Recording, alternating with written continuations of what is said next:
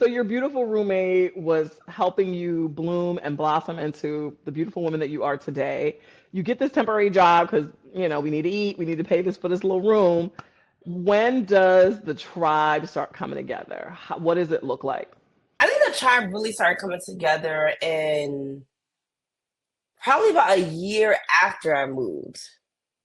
A year after I moved, yes. In 2018 was when I attended a creative conference for the first time in DC called BYOB, Build Your Own Brand. And it was founded by Drew Nguyen.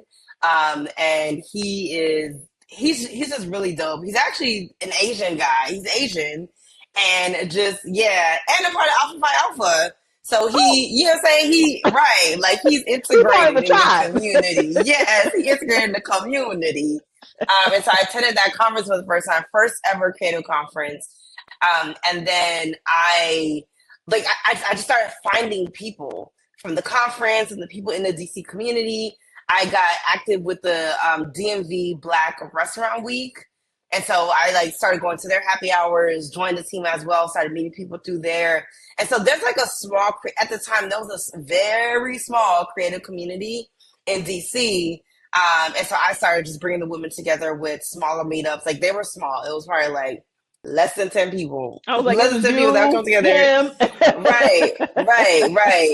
Very small community. And so even though I was in DC kind of, living my life and bringing the women together and really empowering myself because I was learning a lot about myself, I also I still had a heart for Miami. I still had a heart for Miami.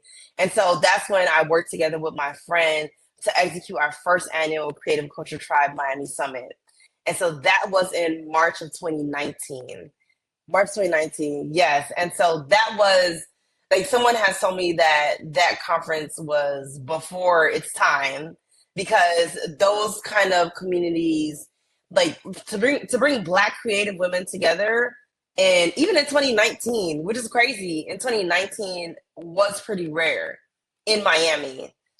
And so to have that conference, some of our sponsors were Pepsi, Lectern Journals, Aunt Jackie's, Aunt Jesse's too. So the different hair care brands. It was just phenomenal. It was phenomenal. Right, right. And what was your Hmm. goal? Like, when you plan this whole thing and you're sweating and bullets and buckets of tears and blood and all the things, and you're like, at the end of the day, I want to make sure that people walk away feeling like blank. Like, what was the goal for the people that came through? I wanted people to walk away feeling seen. Hmm. I Okay. absolutely wanted people to walk away feeling seen because I felt invisible for so long, As right? a creator. Because as a creator, Yeah. as a Black woman, because being someone from Miami, what is Miami known for? Like the beaches, the fast cars, the women, the Latina women, Yes. The it's bikini bodies, all of that. right. When you Right. think of Miami, you don't necessarily think about Black women who are articulate, who are running their business, you know, who are just about their business. And so I just oftentimes think when people think of Miami, they don't necessarily think of me, but there are so many women who look like me who are doing amazing things in this city. And so I wanted to create the platform for them to see each other and for them to also be seen by the industries that they're in. And so I do think that I accomplished that well in 2019. And then the pandemic hit, and it was like, ooh, You're all like, ain't nobody getting right. together no more. Right, right.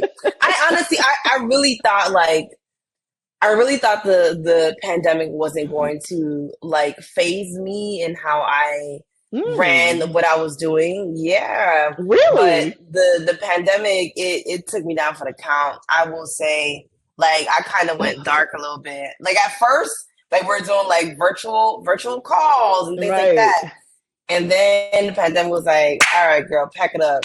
So Your yeah. laptop, get your ass out of Yes, right. here. And that's what it was. Because, as you know, obviously the pandemic was tough for a lot of people. Yep. But there were a lot of people who benefited financially Yeah, during the for sure. pandemic and their businesses really grew. And especially a lot of community based businesses too, which was amazing. But yeah, I wasn't one of those people that like still had the strength to keep going. I really didn't. I was really down for the count. So yeah.